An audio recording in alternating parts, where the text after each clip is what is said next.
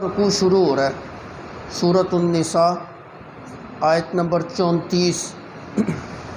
اعوذ باللہ من الشیطان الرجیم، بسم اللہ الرحمن الرحیم۔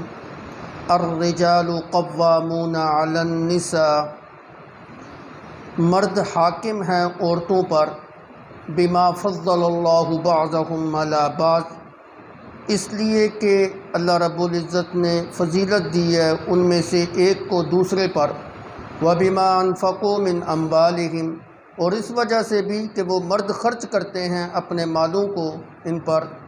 فَالصَّالِحَاتُ، پس نیک عورتیں وہ ہیں، قانتات، جو فرما برداری کرنے والیاں ہیں، حافظات للغیب، مرد کی عدم موجودگی کے اندر حفاظت کرنے والی ہیں، بما حافظ اللہ، اس چیز کی جس کی حفاظت کا حکم اللہ رب العزت نے دی۔ واللاتی تخافون نشوزہن، اور وہ عورتیں جن کی نافرمانی کا تم خوف کرتے ہو، فَعِظُوهُنَّ، پس تم ان کو سمجھاؤ، وَاہْجُرُوهُنَّ فِی الْمَضَاجِعِ، اور بستر ان سے الگ کرو، وَاضْرِبُوهُنَّ، اور ان کو مارو، فَإِنْ أَطَعْنَكُمْ، پس اگر وہ تمہاری اطاعت کریں، فَلَا تَبْغُوا عَلَيْهِنَّ سَبِيلًا، پس نہ تم تلاش کرو ان کے اوپر الزام کی کسی قسم کی راہ۔ ان اللہ کان علیٰ کبیرا، بے شک اللہ رب العزت بہت ہی بلند و بالا ہیں۔ وَإِنْ خِفْتُمْ شِقَاقَ بَيْنِهِمَا، اور اگر تم خوف کرو ان دونوں کی آپس میں مخالفت کا، فَبْعَثُوا، پس حاکم مقرر کر، پس کھڑا کر لو، حَكَمًا مِّنْ أَهْلِهِ، اس مرد کے خاندان میں سے ایک حکم، وَحَكَمًا مِّنْ أَهْلِهَا، اور اس عورت کے خاندان میں سے بھی ایک حاکم، إِن يُرِيدَا إِصْلَاحًا، اور یہ کہ وہ دونوں ارادہ کرتے ہوں اصلاح کا، يُوَفِّقِ اللَّهُ بَيْنَهُمَا، اللہ بھی ان دونوں کو توفیق دے گا۔ ان اللہ کان علیمًا، بے شک اللہ رب العزت جاننے والے ہیں، خبیراً، خبردار ہیں، پورے واقف ہیں۔ سبحان ربک رب العزت عما یصفون، وسلام علی المرسلین، والحمد للہ رب العالمین۔ پچھلے درس کے اندر اللہ رب العزت نے یہ حکم ارشاد فرمایا تھا، وَلَا تَتَمَنَّوْا مَا فَضَّلَ اللَّهُ بِهِ بَعْضَكُمْ عَلَىٰ بَعْضٍ، کہ اللہ رب العزت نے تم میں سے ایک کو دوسرے کے اوپر جو فضیلت دی ہے، جس چیز کے ساتھ فضیلت دی ہے، تم اس کی تمنا ہرگز نہ کرو۔ یہ نہ کہو کہ اللہ نے اس کو مال دیا تو مجھے کیوں نہیں دیا۔ تمہارے لیے اللہ نے بھلائی اسی کے اندر رکھی ہے کہ تمہیں اتنا دیا جائے۔ اور اسی طرح میں نے یہ بات بھی عرض کی تھی کہ کچھ عورتوں نے اس بات کی تمنا کی تھی کہ کاش ہم مرد ہوتے تو ہم بھی جہاد کے اندر شریک ہوتے اور نیکی کا وافر حصہ جو ہے نا وہ پاتے۔ اللہ رب العزت نے کہا تم اس کی بھی تمنا نہ کرو، اللہ نے تمہارے اندر حکمت اسی بات کے اندر رکھی ہے کہ تم کو عورت پیدا کیا جائے۔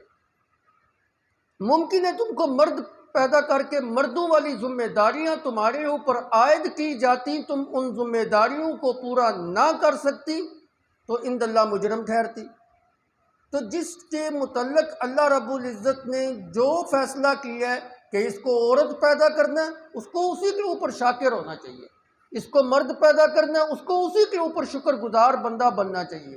اس کو اتنی دولت دینی ہے، اس کو اتنی طاقت دینی ہے، اس کو اتنی سرداری دینی ہے، اس کو فلاں نعمت دینی ہے، اس کو فلاں نعمت، بس جو اللہ نے دے دی ہے نا اس کے اوپر شکر ادا کیا کریں، زائد کی تمنا نہ کیا کریں۔ اس سے یہ بات بھی سمجھ آ گئی کہ اگر عورت کا یہ تمنا کرنا کہ میں کاش مرد ہوتی، یہ درست نہیں ہے، تو جو مرد یہ تمنا کرے کہ میں کاش عورت ہوتی، یہ بھی درست نہیں ہے۔ اسی طریقے سے آج کل جو ہے نا معاشرے کے اندر بہت سارے مرد ایسے ہوتے ہیں، وہ اپنا آپریشن کرا کے عورتوں والی جنس سے جو ہے نا وہ بننے کی کوشش کرتے ہیں، یہ بھی درست نہیں ہے۔ اللہ کے پیغمبر صلی اللہ علیہ وسلم نے ان مردوں کے اوپر لعنت کی ہے جو عورتوں والا جو ہے نا طرز اختیار کرنے کی کوشش کرتے ہیں، اور ان عورتوں کے اوپر بھی لعنت کی ہے جو مرد بننے کی کوشش کرتے ہیں اور مردوں جیسا لباس پہنتے ہیں اور مردوں جیسی ٹیپ ٹاپ اختیار کرنے کی کوشش کرتے ہیں۔ اسی طرح قرآن کی آیت بھی ہے، لا تبدیل لخلق اللہ، اللہ کی خلق کو جو نہ تبدیل مت کرو، بس اللہ کے دی ہوئی نعمت کے اوپر شکر گزار جو ہے نا وہ بن جاؤ۔ اب اللہ نے عورتوں کو جو دیا ہے، عورتیں کو چاہیے کہ اس کے اوپر شکر گزار بنے، مردوں کو جو نعمتیں دی ہیں ان کو چاہیے کہ وہ اس کے اوپر شکر گزار بندے بنے۔ ہاں، شروع صورت سے لے کے یہاں تک اللہ رب العزت نے عورتوں کے تفصیل کے ساتھ حقوق بیان کرنے کے بعد اب یہ فرمایا جا رہا ہے کہ مردوں کو فضیلت ہے عورتوں کے اوپر۔ آج کے درس کے اندر مردوں کو جو عورتوں کے اوپر فضیلت دی جا رہی ہے اس کی دو بڑی وجہ بیان کی جائیں گی کہ کیوں مردوں کو فضیلت ہے۔ فرمایا الرجال قوامون علی النساء، مردوں کو عورتوں کے اوپر حاکم بنایا گیا ہے، نگران بنایا گیا ہے۔ قوامون، قوامون کا لفظی معنی ہوتا ہے حاکم، نگران، محافظ۔ تو اللہ رب العزت نے ان کو حاکمیت عطا کی ہے۔ ظاہر بات ہے سوسائٹی کے اندر کچھ افراد جو ہے نا وہ حاکم ہوں گے، کچھ محکوم ہوں گے، کچھ نگران ہوں گے، کچھ ان کے ماتحت ہوں گے۔ کسی کا درجہ اونچا ہوگا، کسی کا درجہ کم تر ہوگا۔ اس کے بغیر سوسائٹی کا نظام نہیں چل سکتا، انسانی معاشرے کا نظام نہیں چل سکتا۔ انسانی معاشرے کے اندر اعتدال اور توازن کو برقرار رکھنے کے لیے یہ امر ضروری تھا کہ کسی کو حاکمیت دی جاتی، کسی کو محکومیت کے درجے پہ رکھا جاتا، کسی کو امیر بنایا جاتا، کسی کو غریب بنایا جاتا، غریب امیر کا معاون بنتا، امیر غریب کا جو ہے نا معاون بنتا۔ اس میں عیب والی بات نہیں ہے کہ ایک امیر ہے ایک غریب ہے، تو امیر کو تکبر نہیں کرنا چاہیے۔ امیر کو امارت دے کے اللہ رب العزت نے غریب کا جو ہے نا معاون بنایا ہے، اور غریب کو غریب رکھ کے اللہ رب العزت نے امیر کا معاون بنایا۔ اگر سارے ہی امیر ہو جائے، موچی والا کام کون کرے گا، حجام والا کام کون کرے گا، دردی والا کام کون کرے گا، ہمارے جوتے کون بنائے گا؟ اللہ رب العزت نے معاشرے کے اندر اعتدال رکھا ہوا۔ اسی طرح بعضوں کو مرد بنایا، بعضوں کو عورتیں اللہ رب العزت نے بنایا، اور مردوں کو عورتوں کے اوپر نگران جو ہے نا وہ بنا دیا۔ الرجال قوامون علی النساء، مردوں کو اللہ رب العزت نے عورتوں کے اوپر حاکمیت دی ہے۔ اب اس سے مردوں کے اندر جو تکبر نہیں آنا چاہیے، یا عورتوں کے اندر حسد نہیں آنا چاہیے کہ یہ ہمارے اوپر حاکم بن گئے، کیوں جی ہم ان کی حاکمیت کو کیوں تسلیم کریں؟ بھائی دیکھو، اللہ رب العزت نے تمہارے حقوق بھی تو بتائے ہیں۔ ابتدا صورت سے لے کے اس جگہ تک آپ مسلسل جو ہے نا عورتوں کے حقوق پڑھتے آ رہے ہیں۔ زمانہ جاہلیت کے اندر تمہارے حقوق کو پامال کیا جاتا تھا، تمہارے اوپر ظلم کیا جاتا تھا، تمہارے اوپر تشدد جو ہے نا وہ کیا جاتا تھا، تمہاری وراثت کے اندر تمہیں حصے دار نہیں سمجھا جاتا تھا۔ طلاق اور نکاح کے مسائل کے اندر کس طرح تمہارے اوپر ظلم اور زیادتی جو ہے نا وہ ہوتی تھی۔ جس وقت تم بیوہ ہوتی تھی، کوئی تمہارے ساتھ نکاح کرنے کے لیے تیار نہیں ہوتا تھا، بیوی کو ایک عیب تصور کیا جاتا تھا، چھوٹے بچوں کے اوپر ظلم کیا جاتا تھا، کمزوروں اور عورتوں کے اوپر جو ہے نا ظلم کیا جاتا تھا۔ صرف ان کو وراثت کے اندر حصہ دیا جاتا تھا جو جہاد کے اندر شریک ہو سکتے ہیں، بالغ مرد۔ تو شریعت نے اس کے باوجود سب کے حصے مقرر کیے، حتیٰ کہ میں نے پچھلے دروس کے اندر یہ بات بھی عرض کی تھی کہ اگر کوئی بچہ ماں کے پیٹ کے اندر ہے، ابھی تک دنیا کے اندر آیا نہیں، شریعت میراث کے اندر اس کو بھی برابر کا حصے دار سمجھ۔ شریعت نے تو حقوق بیان کیے۔ جب تمہارے حقوق بیان ہو گئے، یاد رکھیے حقوق کے اندر مرد اور عورتیں برابر ہیں۔ اگر عورتوں کے حقوق ہے تو مردوں کے بھی حقوق ہے، مردوں کے حقوق ہے تو عورتوں کے بھی حقوق ہے۔ وَلَهُنَّ مِثْلُ الَّذِي عَلَيْهِنَّ بِالْمَعْرُوفِ، جس طرح تم مردوں کے حقوق ہیں، ان عورتوں کے بھی حقوق ہیں۔ ذمہ داریاں ہیں، ڈیوٹیاں ہیں جو اللہ نے تقسیم کر دی ہیں۔ مردوں نے بیرونی کام کرنا ہے، کما کے لانا ہے، سارے دن محنت اور مشقت کا کام کرنا ہے، باہر کے سارے امور مرد کے ذمہ داری ہیں۔ اور عورت کی کیا ذمہ داری ہے؟ بال بچوں کو جو نہ پالنا ہے، پوسنا ہے، تربیت کرنی ہے، خاوند کی خدمت کے اوپر مامور دینا ہے۔ گھر کی چار دیواری کے اندر کے امور عورت نے سنبھالنے ہیں، اور چار دیواری کے باہر والے امور جو ہیں وہ خاوند کی ذمہ داری ہے، اس نے پورے کرنے ڈیوٹی ہے۔ کچھ حقوق اس کے ہیں، کچھ حقوق اس کے ہیں، دونوں کی ایک دوسرے کے اوپر ذمہ داری ہے۔ یہ نہیں کہ ایک کے حقوق بیان کیے دوسرے کے کیے ہی نہیں۔ وَلَهُنَّ مِثْلُ الَّذِي عَلَيْهِنَّ بِالْمَعْرُوفِ، دستور کے موافق جس طرح تمہارے حقوق ہیں اسی طرح ان عورتوں کے بھی حقوق ہیں۔ ہاں یہ بات ہے وَلِلرِّجَالِ عَلَيْهِنَّ دَرَجَةٌ، اللہ رب العزت نے درجے کے اعتبار سے مرد کو فوقیت دے دی۔ تو اس میں کون سی عیب والی بات ہے؟ اگر اللہ چاہتے عورت کو بھی فوقیت دے سکتے تھے تو پھر مردوں نے اعتراض کرنا تھا۔ اعتراض تو دونوں طرف سے ہو سکتا تھا، اس لیے اس میں اعتراض کرنے کی بات نہیں، اللہ نے مردوں کو حاکمیت دے دی۔ آگے دو وجہ بیان کی جا رہی ہے، ایک وجہ کسبی ہے، ایک وجہ اختیاری ہے، کہ کیوں اللہ رب العزت نے مردوں کو حاکمیت دی ہے۔ پہلی وجہ جو ہے نا وہ بیان کی، بما فضل اللہ بعضهم علی بعض، اللہ نے ان مردوں کو حاکمیت کے درجے پہ اس لیے رکھا کیونکہ ان میں سے ایک دوسرے کے اوپر اللہ نے ان کو فضیلت دے دیا، ایک کو دوسرے کے اوپر اللہ نے فضیلت دے دی ہے، یعنی مردوں کو عورتوں کے اوپر فضیلت دی ہے۔ اب اس کے اندر جو ہے نا عورتوں کا غصہ ٹھنڈا ہو جانا چاہیے تھا، ان کا حسد ختم ہو جانا چاہیے تھا۔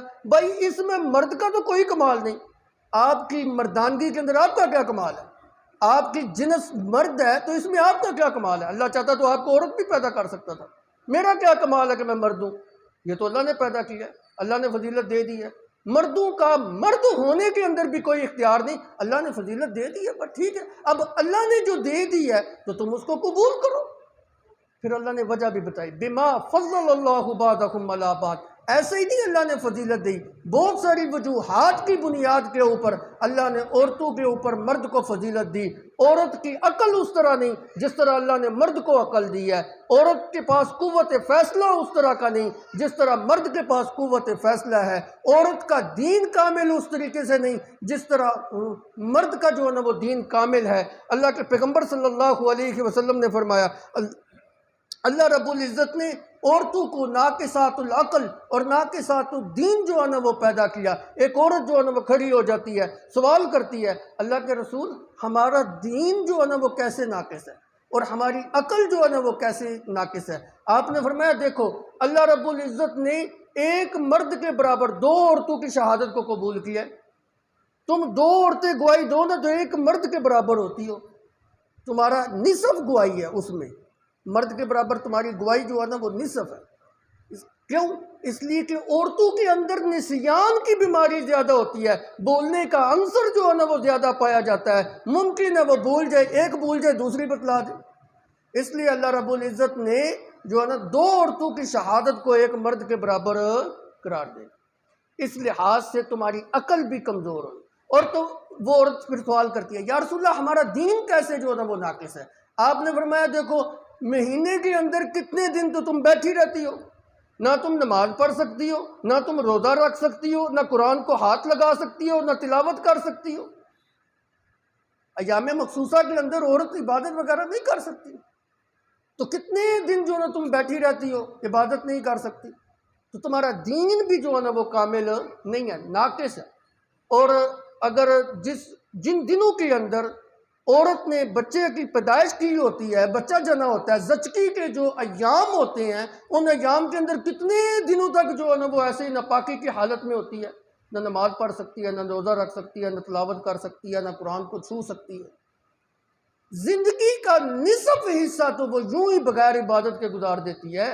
اس لیے تم ناقصات الدین ہو، تمہارا دین بھی ناقص ہے اور تمہاری عقل بھی ناقص ہے۔ پھر آپ دوسرے اعتبار سے دیکھیں نا، اللہ رب العزت نے مرد کو حاکمیت دی ہے، اس نے حاکم بننا ہے، اس نے سیاست کے اندر بھی حاکم بننا ہے۔ کسی عورت کو سیاست کے اندر حاکمیت کے امور چلانے کی اجازت نہیں ہے۔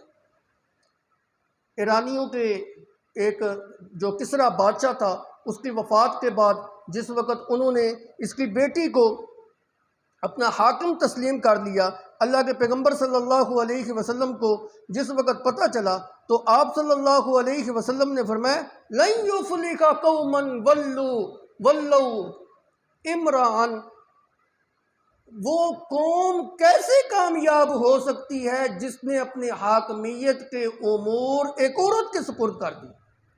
کبھی بھی وہ قوم کامیاب نہیں ہو سکتی۔ یہ حاکم بننے کی بھی صلاحیت اس کے اندر نہیں ہے، سیاست کرنے کی بھی صلاحیت اس کے اندر نہیں ہے، امامت کرنے کی صلاحیت اس کے اندر نہیں ہے، اذان اور خطبہ دینے کی صلاحیت اس کے اندر نہیں ہے، جہاد کے اوپر جانے کی اور لڑنے کی اور قتال کرنے کی صلاحیت اس کے اندر نہیں ہے۔ کتنی وجوہ کے اعتبار سے اللہ نے مرد کو فضیلت دی ہے، عورت کو جو ہے نا وہ نیچے رکھا ہے۔ نبوت اور امامت کے درجے کے اوپر اللہ نے آج تک کسی عورت کو فائز نہیں کیا۔ وما ارسلنا قبلک وما ارسلنا من قبلک الا رجالا، آپ سے پہلے جتنے بھی رسول آئے ہیں وہ سارے کے سارے مرد ہیں، آج تکن کوئی رسول، کوئی پیغمبر، کوئی نبی جو ہے نا عورتوں میں سے نہیں آیا۔ اللہ نے عورت کو پیچھے جو ہے نا رکھا ہے، ان ساری چیزوں کے اندر اللہ نے عورتوں کو پیچھے رکھا ہے۔ تعدد ازواج کے اندر اللہ نے عورت کو پیچھے رکھا ہے۔ مرد 4 شادیاں کر سکتا ہے، عورت ایک وقت کے اندر ایک ہی شادی کر سکتی ہے، ایک سے زیادہ نہیں کر سکتی۔ طلاق کی جو ملک ہے اور نکاح کی جو ولایت ہے عورت کو حاصل نہیں، مرد کو حاصل ہے۔ میراث کے مسئلے کے اندر آپ دیکھ لیں، عورت کو جو ہے نا کم حصہ ہے، مرد کو جو ہے نا وہ زیادہ حصہ ہے۔ للذکر مثل حظ الانثیین۔ کتنے ہی امور جو ہے نا وہ ایسے ہیں جن کے اندر اللہ رب العزت نے مرد کو حاکمیت دی ہے، عورت کو محکوم رکھا ہے۔ اللہ کے پیغمبر صلی اللہ علیہ وسلم نے فرمایا، اگر اللہ کے سوا کسی کو سجدہ کرنا روا ہوتا، جائز ہوتا، تو میں عورت کو حکم دیتا کہ وہ اپنے خاوند کو سجدہ کرے۔ اللہ کے پیغمبر نے بھی مرد کی حاکمیت کو قائم کیا ہے، اوپر رکھا ہے اور عورت کو محکوم بنایا۔ پہلی فضیلت، بما فضل اللہ بعضکم علی بعض، اللہ رب العزت نے تم میں سے ایک کو دوسرے کے اوپر فضیلت دی۔ دوسری فضیلت کی وجہ، وبما انفقوا من اموالہم، اللہ نے مرد کو حاکمیت اس لیے دی ہے کہ مرد اپنا مال تمہارے اوپر خرچ کرتا ہے۔ دنیا کے دستور کے بالکل الٹ بات ہے یہ۔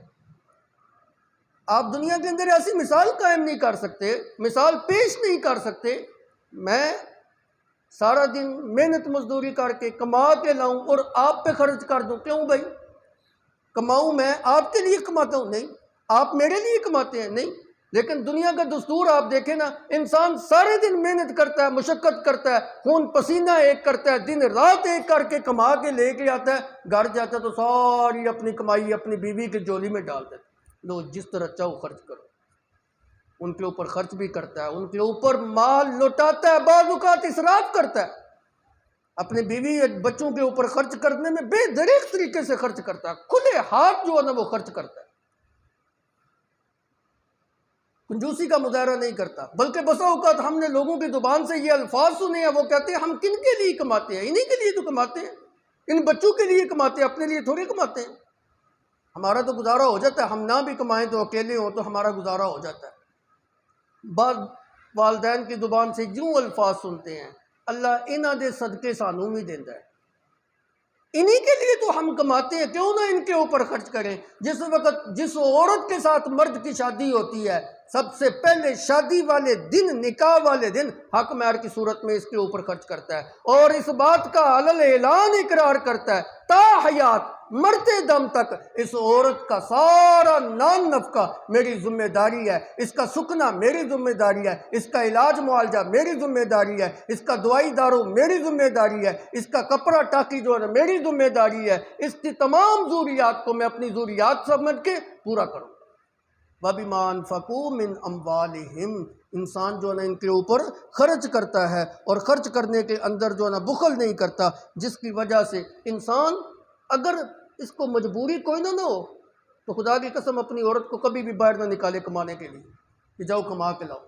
اضطراری کیفیت میں اپنی عورت کو باہر نکالتا ہے، جاؤ تم بھی کام کاج کرو، میں بھی کام کاج کرتا ہوں، دونوں کماتے ہیں، گھر کا سرکل جو ہے نا وہ چل جائے۔ اگر مجبوری نہ ہو تو اس کی غیرت گوارا نہیں کرتی کہ اپنی عورت کو جو ہے نا وہ باہر نکالے، بلکہ یہ کہتا ہے کہ میں تیرا بھی سارا خرچہ اور اپنے بچوں کا بھی سارا خرچہ خود جو ہے نا وہ اٹھا لیتا ہوں۔ وَبِمَا أَنفَقُوا مِنْ أَمْوَالِهِمْ، یہ ان کے اوپر خرچ جو کرتا ہے، اس لیے اللہ رب العزت نے ان کو فضیلت دی ہے۔ اس سے یہ بات بھی، یہاں ایک مسئلہ بھی سمجھ آ گیا۔ پیچھے آپ نے ایک اعتراض سنا ہوگا، بہت سارے لوگ اسلام کے اوپر یہ اعتراض کرتے ہیں، اسلام تو مساوات کا مذہب ہے، یہ کیسی مساوات ہے کہ مرد کا حصہ میراث میں زیادہ ہے، عورت کا حصہ کم ہے؟ مساوات تو نہیں ہے، بیٹے اور بیٹی کا حصہ برابر نہیں ہے۔ اس جگہ نے یہ مسئلہ بھی حل کر دیا اور سمجھا دیا کہ بیٹے اور بیٹی کا حصہ اس لیے برابر نہیں کہ مرد کے اوپر اللہ تعالیٰ نے ذمہ داریاں زیادہ عائد کی ہیں، اس کے اخراجات زیادہ ہیں، اس نے بال بچوں کا پیٹ پالنا ہے، اس نے ان کے اخراجات کو برداشت کرنا ہے، اس لیے اس کے حصہ بھی ڈبل ہے۔ اور دوسرے اعتبار سے دیکھیں، عورت جو ہوتی ہے اس کے ساتھ اس میں زیادتی نہیں ہوئی ہے، وہ ادھر سے والدین سے بھی حصہ لے لیتی ہے، ادھر خامن سے بھی جو ہے نا وہ اپنا حصہ وصول کر لیتی ہے، مردوں کے برابر یا حساب کتاب ہو جاتا ہے۔ وَبِمَا أَنفَقُوا مِنْ أَمْوَالِهِمْ، اور دیکھیں نا آپ اللہ تعالیٰ نے الفاظ کتنے خوبصورت بیان کیے، فرمایا بما فضل اللہ بعضکم علی بعض، تم دونوں ایک دوسرے کا بعض ہو، ایک دوسرے کا جز ہو۔ اس کی مثال میں یوں دیتا ہوں کہ انسان کا بدن ہے نا، سارے بدن میں اعلیٰ ترین حصہ منہ کا ہے، لیکن ہاتھ کی جو اہمیت ہے اس کا بھی کوئی کمی کا اس کا جو انکار نہیں کر سکتا، پاؤں کی اہمیت کا کوئی انکار نہیں کر سکتا، پاؤں کی اپنی اہمیت ہے، ہاتھ کی اپنی اہمیت، لیکن پورے بدن کا سب سے اعلیٰ حصہ جو ہے نا وہ منہ کا حصہ ہے۔ تو مرد کی مثال جسم میں سے منہ کی ہے اور عورت کی مثال ہاتھوں کی اور پاؤں کی ہے۔ اب ہاتھوں اور پاؤں کے بغیر انسان کیا ہوتا ہے؟ ہماری زبان میں انہوں نے کہا للہ لنگڑا ہے۔ اگر عورت نہ ہو تو انسان للہ لنگڑا ہے۔ بے شک منہ کی اہمیت زیادہ ہے، لیکن ہاتھ کی اور پاؤں کی وقت کا اور اہمیت کا انکار نہیں کیا جا سکتا، بے نہیں کی۔ اسی طرح مرد کو اللہ نے حاکمیت دی ہے، بے شک ٹھیک ہے دی ہے، لیکن عورت کی اہمیت کا انکار نہیں کیا جا سکتا۔ جس طرح ہاتھ اور پاؤں کے بغیر انسان للہ اور لنگڑا جو ہے نا تصور کیا جاتا ہے، اسی طرح عورت کے بغیر بھی مرد کامل تصور نہیں کیا جاتا۔ یہی وجہ ہے کہ قرآن نے فرمایا ہن لباس لکم وانتم لباس لہن، تم دونوں ایک دوسرے کا لباس ہو، مرد تمہارے لیے لباس ہیں اور عورتیں جو نا تم ان کے لیے مردوں کے لیے لباس۔ تو شریعت نے اہمیت جو ہے نا وہ بتائی۔ تو اس آیت مقدسہ کے اندر دو چیزیں جو ہے نا اللہ نے فرمائی کہ ہم نے مردوں کو اہمیت اس لیے دی کہ اللہ نے مردوں کو فضیلت دی ہے عورتوں کے اوپر، اور دوسری وجہ یہ بتائی کہ یہ اپنا مال عورتوں کے اوپر جو ہے نا خرچ کرتے ہیں۔ اب ظاہر بات ہے عورتیں پھر دو قسم کی ہوں گی، آگے دو قسم کی عورتوں کا تذکرہ ہے۔ مرد کی حاکمیت جس وقت بتائی نا، کچھ نے ان کی حاکمیت کو تسلیم کر لیا اور کچھ نے ان کی حاکمیت کو تسلیم نہیں کیا۔ جنہوں نے ان کی حاکمیت کو تسلیم کر لیا وہ اللہ کے ہاں نیکوکار عورت ٹھہری، اور جنہوں نے حاکمیت کو تسلیم نہیں کیا وہ بری عورت جو ہے نا وہ تصور کی گئی۔ اب جنہوں نے حاکمیت کو تسلیم کر لیا ان کا تذکرہ اللہ نے کتنے خوبصورت الفاظ کے ساتھ کیا، فالصالحات قانتات حافظات للغیب بما حفظ اللہ۔ نیک عورتیں وہ ہیں جو اپنے خاوندوں کی تابع دار ہوتی ہیں، نیک عورتیں وہ ہیں جو اپنے خاوندوں کی فرما بردار ہوتی ہیں، نیک عورتیں وہ ہیں جو اپنے خاوندوں کی حکم عدولی سے اپنے آپ کو روک کے رکھتی ہیں۔ بما حفظ اللہ للغیب بما حفظ اللہ، نیک عورتیں وہ عورتیں ہیں جس وقت ان کے خاوند گھروں کے اندر نہ ہوں، ان کی عدم موجودگی کے اندر ان کی عزت کی بھی حفاظت کرتی ہیں، ان کی ناموس کی بھی حفاظت کرتی ہیں، ان کی بچوں کی بھی حفاظت کرتی ہیں، ان کے مال کی بھی حفاظت کرتی ہیں، ان کے گھر بار کی بھی جو ہے نا حفاظت کرتی ہیں، اور ان کی پیٹھ کے پیچھے ان کی عزت اور ناموس کے اندر خیانت نہیں کرتی۔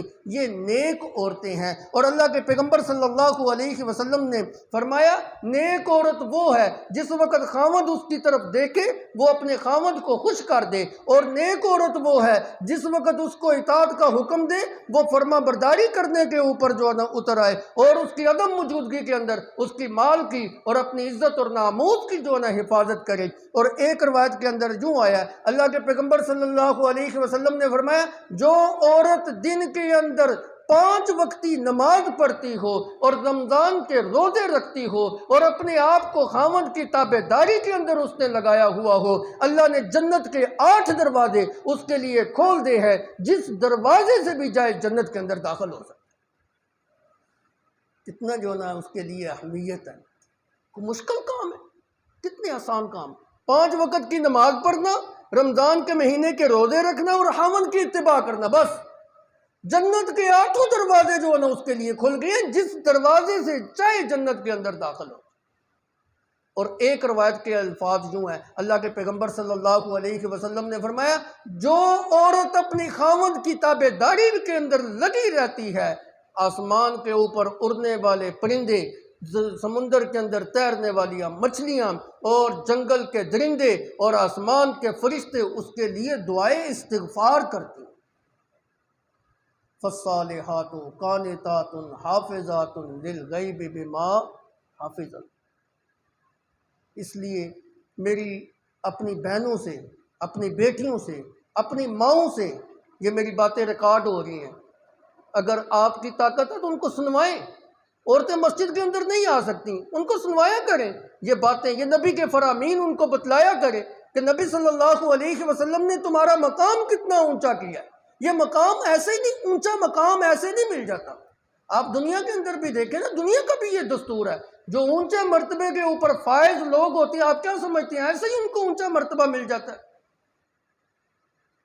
کسی نے گول رورے سے پوچھا نا، رورا سمجھتے نا، اینٹ کا جو وہ چھوٹا سا ٹکڑا ہوتا ہے، تم گول کیسے ہو؟ گول پتھر ہو نا، بڑا خوبصورت لگتا ہے گول پتھر، تم گول کیسے ہو گئے ہو؟ تو اس نے آگے سے جواب دیا، میں لوگوں کی ٹھوکروں سے جو نا گول ہوا۔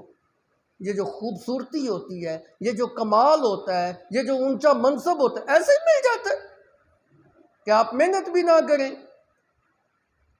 کچھ پانے کے لیے کچھ کھونا پڑتا ہے۔ جنت حاصل کرنی ہے تو میری بیٹیوں، میری ماؤں، وہ میری بہنوں، یہ اتنا آسان کام نہیں ہے، لیکن پھر بھی شریعت نے تمہارے لیے آسانی کتنی پیدا کی ہے۔ 5 وقت کی نماز پڑھو، رمضان کے روزے رکھو، خاوند کی اتباع کرو، جنت کے جس دروازے سے چاہو جنت کے اندر داخل ہو۔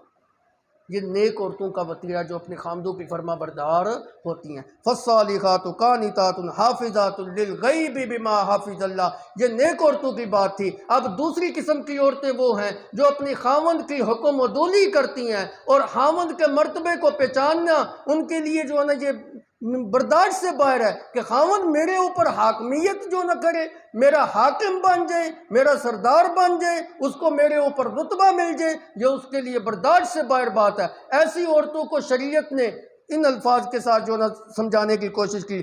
آپ اللہ رب العزت نے فرمایا واللاتی تخافون نشوزہن، وہ عورتیں جن کی تم نافرمانی کا خدشہ رکھتے ہو، ان کو سمجھانے کے 3 طریقے یہاں پہ بیان کیے گئے۔ کل 5 طریقے بیان کیے گئے، لیکن جہاں اس آیت مقدسہ کے اندر 3 طریقے بیان کیے گئے۔ پہلا طریقہ فَإِذُوهُنَّ، ان کو وعظ و نصیحت کرو۔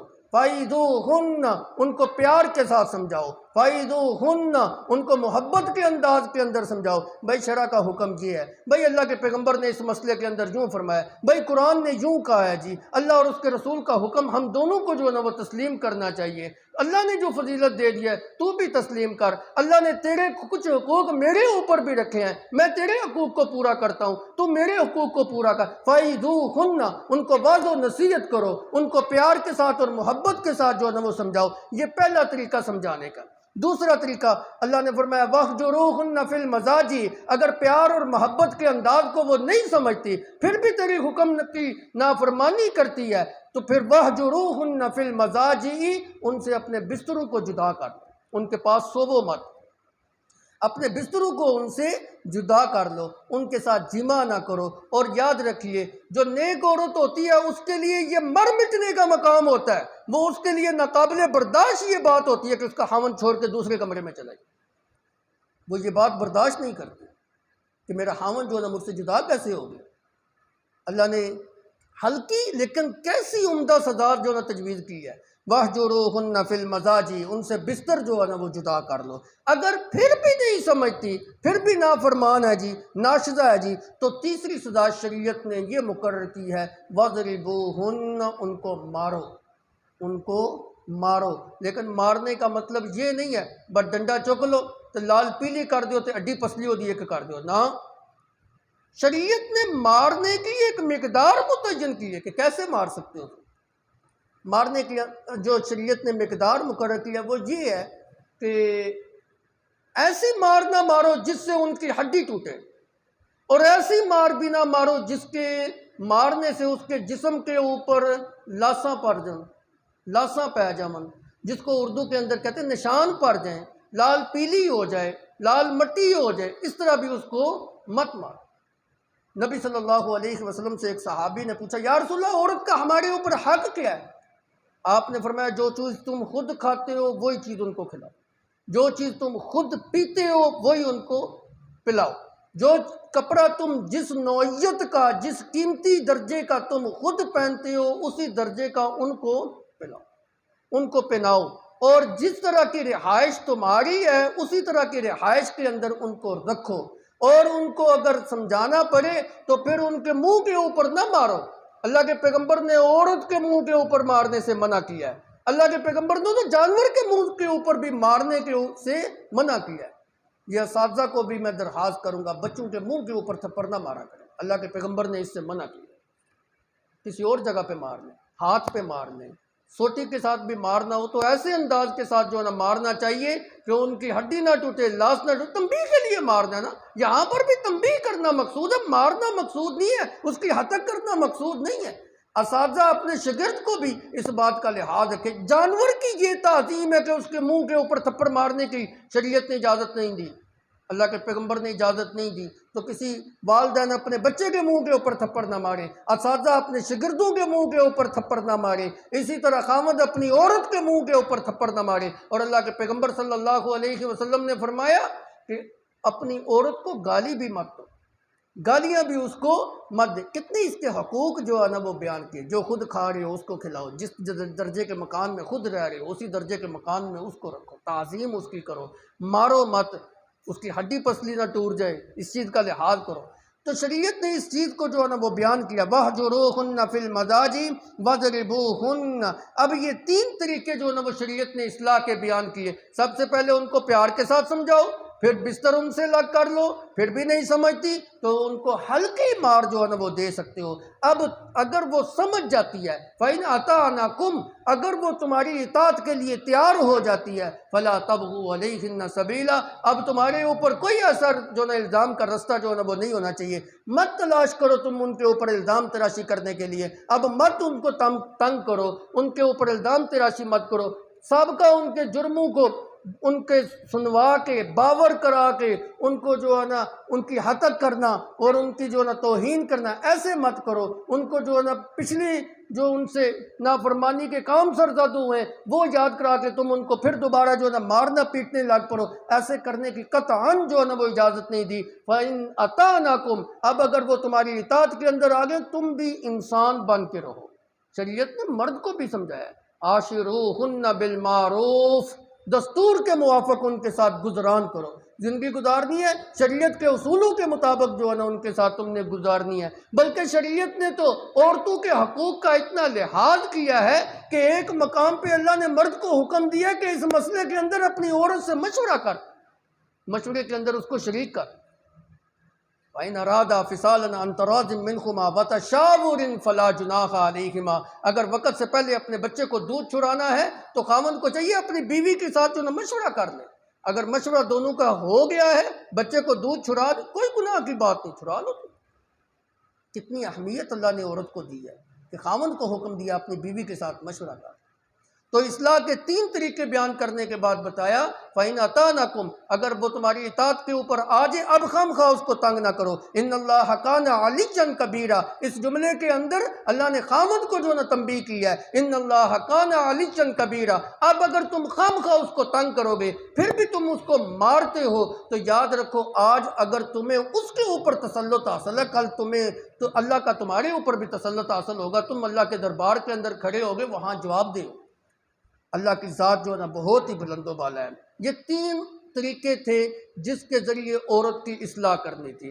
اب بھی اگر اصلاح نہیں ہوتی، فَإِنْ أَطَاعْنَكُمْ کے اندر تو فرما دیا نا اگر وہ اطاعت کے لیے تیار ہو جائے، اب بھی اگر جو ہے نا وہ فرما برداری کے اوپر نہیں آتی تو چوتھا طریقہ یہ بتایا دوسری آیت کے اندر، وَإِنْ خِفْتُمْ شِقَاقَ بَيْنِهِمَا، اگر ان کی مخالفت ایسی عروج کے اوپر پہنچی ہوئی ہے کہ ان کی جو ہے نا اصلاح کا کوئی صورت نظر ہی نہیں آ رہی، آپس میں مخالفت ہے، ایک دوسرے کی نافرمانی کے اوپر جو نہ اترے ہوئے، فَبَعَثُوا حَكَمًا مِّنْ أَهْلِهِ وَحَكَمًا مِّنْ أَهْلِهَا، پھر حامد کا جو قبیلہ ہے اس قبیلے سے ایک حکم کو کھڑا کیا جائے، ایک حاکم کو کھڑا کیا جائے، ایک پنچایتی کو کھڑا کیا جائے، ایک سردار مقرر کر لیا جائے، اور عورت کے خاندان میں سے بھی ایک سردار کو جو ہے نا حکم کو مقرر کر لیا جائے، اور یہ دو بندے آپس میں سر جوڑ کے بیٹھتے اور ایک دوسرے کی اصلاح کی غرض سے بیٹھے کہ ہم نے ان دونوں کو میاں بیوی کو راضی کرانا ہے، ان کی صلح کرانی ہے، ان کا آپس کے اندر جو نا ہم نے جوڑ جو ہے نا وہ قائم کرنا ہے، توڑنا نہیں، ان کو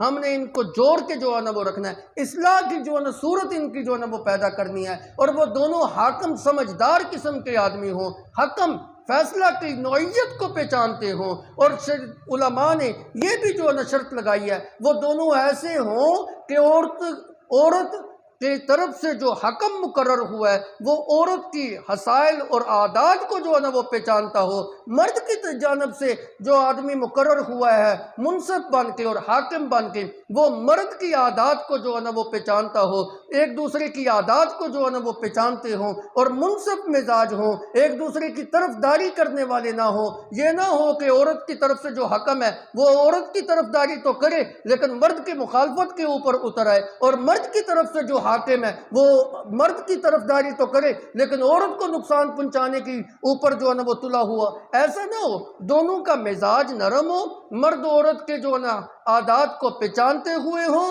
اور ان کی جو ہے نا نظریہ یہ ہونا چاہیے کہ ہم نے دونوں خاندانوں کو جوڑنا ہے، ان کے گھر کو آباد کرنا ہے، میاں بیوی کی آپس کے اندر صلح کرنی ہے۔ جس وقت جو ہے نا ان کی نیت یہ ہوگی، اللہ کہتے ہیں ان یریدا اصلاحا یوفق اللہ بینہما، جب ان کی نیت ہی اصلاح کی ہوگی اللہ بھی ان کو توفیق دے گا کہ ان کے ہاتھ کے اوپر وہ دونوں صلح کر لیں۔ اور آج کل پنچایتی کیسے ہوتے ہیں؟ خاندانوں کو اجارنے والے کام کرتے ہیں۔